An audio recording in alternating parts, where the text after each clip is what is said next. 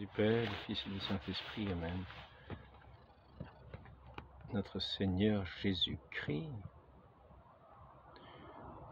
disons-nous, nous disons, a vaincu la mort sur la croix. Il a vaincu ce monde. C'est-à-dire qu'il a renoncé à ce monde de mort sur la croix par fidélité à son Père. Il a renoncé à ce monde de mort, ce monde qui était entré dans la mort par le péché d'Adam, qui s'était détourné, qui avait renoncé à l'amour du Père pour choisir le monde. Il avait conquis le monde en perdant son âme. Le résultat, c'était la mort. Bon, il a mis 900 quelques années à mourir. Il est mort quand même. Aujourd'hui, nous voyons que c'est la condamnation de tous les enfants d'Adam que de mourir. Rien de ce monde ne nous sauve. Rien de ce monde va nous sauver. Le seul sauveur, c'est notre Seigneur Jésus-Christ, qui est venu vaincre en renonçant au monde sur la croix où il a été crucifié. Dans sa mort, il a vaincu la mort elle-même par la croix, dans la fidélité au Père. Le témoignage de fidélité au Père, de l'amour du Père.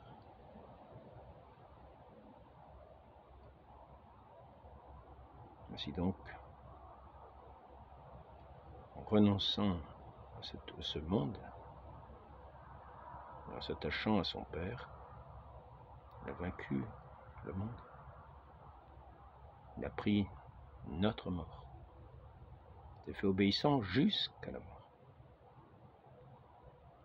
Il a pris notre mort. Et le Père l'a ressuscité. Il est vainqueur de la mort. Il fait une création nouvelle. Non seulement le Père, mais le Fils lui-même. Le Fils lui-même. C'est-à-dire que le Fils nous dit, ma vie, personne ne la prend, c'est moi qui la donne. J'ai le pouvoir de la prendre, j'ai le pouvoir de la donner.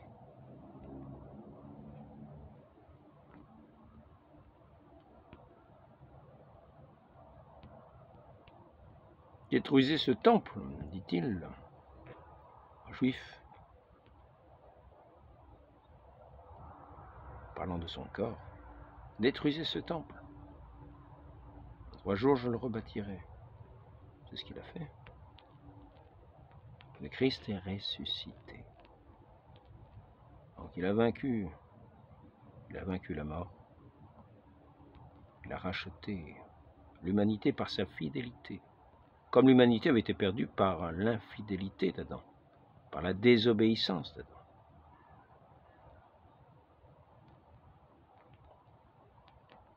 Le Christ est entré dans l'amitié de Dieu, a fait entrer l'humanité dans l'amitié de Dieu par son obéissance.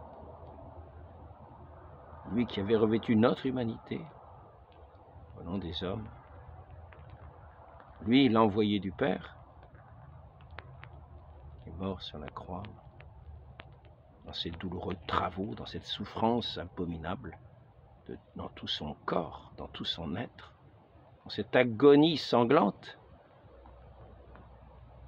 L'angoisse peut gagner jusqu'à la mort, jusqu'à mourir, disait-il.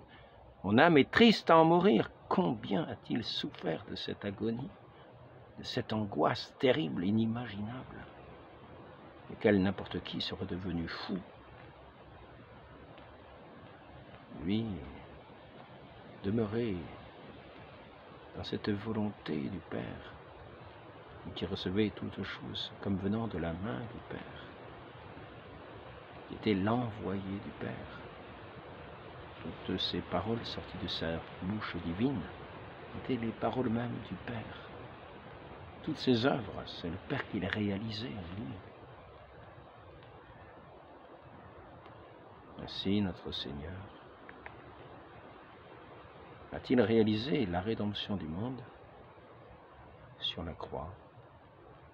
Et nous-mêmes, nous sommes invités à être crucifiés avec lui à ce monde qui ne sauve personne, pour nous unir au Christ ressuscité, mort, et ressuscité, mort à ce monde, triomphant de ce monde, dans la fidélité, dans l'amour au Père, ressuscité dans la gloire divine. C'est ainsi que nous sommes unis au Christ lorsque nous sommes dans la foi au Christ, morts à ce monde, lorsque nous souffrons avec lui, toutes nos contrariétés, tous nos tourments, toutes nos petites avanies, tout notre quotidien, toutes nos faims, tous nos froids, tous nos plaisirs, tout cela ne nous sauve pas lorsque nous sommes unis à la souffrance du Christ, lorsque nous sommes unis au Christ, dans sa mort, c'est-à-dire dans ce renoncement, dans cette conscience, dans ce savoir que ce monde ne sauve personne, que nous n'avons rien à y gagner, que nous avons tout que nous avons notre vie dans le Christ qui est la vie. Vie, le ressuscité. Cette vie glorieuse, cette vie bienheureuse, cette vie éternelle, car Dieu est amour. Il ne fait pas une création de mort, mais c'est une création pour que nous devenions ses enfants, que nous soyons ses enfants bien-aimés, non pas pour les faire mourir, mais pour les faire vivre éternellement dans sa gloire, dans sa lumière divine, dans son amour immense, infini, dans cette lumière de l'amour. Voilà. La mort et la résurrection, et nous devons nous y joindre quotidiennement. Si nous ne nous joignons pas à cette souffrance du Christ dans ce monde, sachant que ce monde passera, que nous n'avons rien à y gagner, et que nous laisserons que ce monde passera, nous devons être attachés à nous efforcer d'entrer dans ce royaume de Dieu qui n'est pas du monde, ce royaume de Dieu qui est comme le levain dans la pâte, dit-il ici-bas, comme le levain dans la pâte, c'est-à-dire invisible, il travaille invisiblement. Mais il nous faut entrer visiblement dans la gloire divine, dans cette création nouvelle, dans cette résurrection avec le Christ.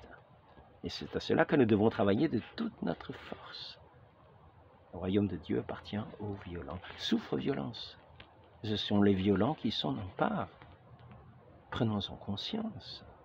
Nous devons, notre Seigneur est notre Sauveur, et il est notre Sauveur si nous sommes sauvés avec lui de la mort. Si nous entrons avec lui dans la vie éternelle des enfants de Dieu que Dieu a voulu pour nous de toute éternité. Entrons dans ce royaume de la lumière, laissons ce monde enténébré, souffrons nos peines ici-bas, comme le Fils a souffert tous les tourments de la croix. Voilà le labeur qu'il a fait, voilà la victoire qu'il a remportée. Victoire glorieuse, à jamais bienheureuse, pour tous les rachetés, pour tous les élus, pour tous ceux qui entreront dans cette vie éternelle, qui reconnaîtront les bienfaits de notre Seigneur, mort sur cette croix, ressuscité, par le mérite de notre Seigneur Jésus-Christ, qui a souffert sa passion pour nous racheter de ce péché d'Adam, de cette appartenance à Satan, de cet esclavage au monde. Tenons ferme jusqu'au bout, soyons persévérants jusqu'au bout. Et nous entrerons dans ce royaume bienheureux, car Dieu ne manque pas à sa parole. Ce royaume est promis à ceux qui le suivent, deviennent comme des enfants pour l'écouter, qui n'auront pas récriminé contre lui sans cesse. « Ah, quel temps! Oh là là, qu'est-ce qu'il fait par vous ?» Non.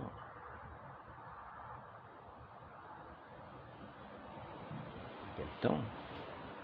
C'est le temps que Dieu nous donne, comme nous devons le recevoir dans l'obéissance, comme le Christ a été obéissant sur la croix, dans tous les affres de sa passion sur cette croix. Pas un murmure, jusque dans l'abandon de son âme. Père, pourquoi m'as-tu abandonné?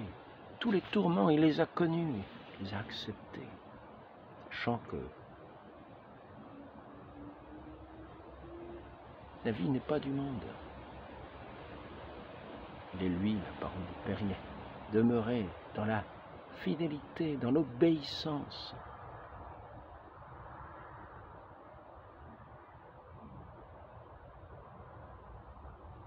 Sa souffrance est tout le mérite de notre salut. Joignons-nous à ces souffrances. N'ayons pas honte. Sachons bien ce qu'il en est. Sachons bien ce qu'il en est. Ce monde est condamné. Nous attendons à rien. Nous n'attendons pas au paradis ici-bas. Souffrance que nous avons à souffrir. Espérons. Espérons. Ce peu de souffrance ici-bas que nous aurons n'est rien en proportion avec ce poids de gloire de ce royaume, dans lequel le Christ est entré le premier,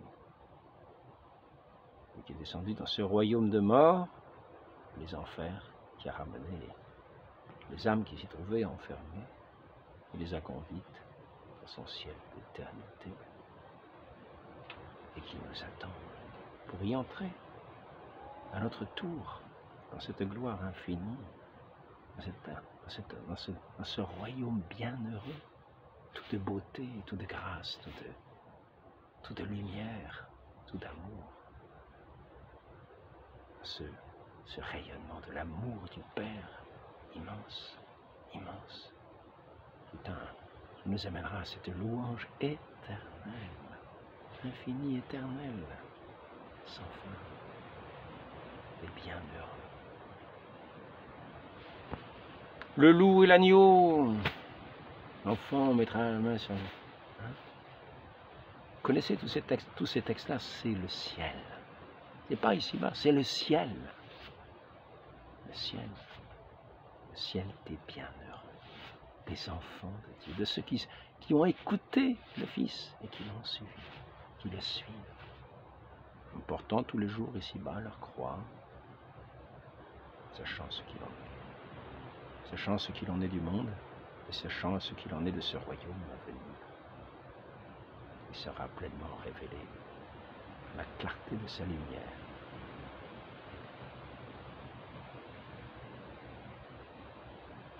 Travaillons, travaillons.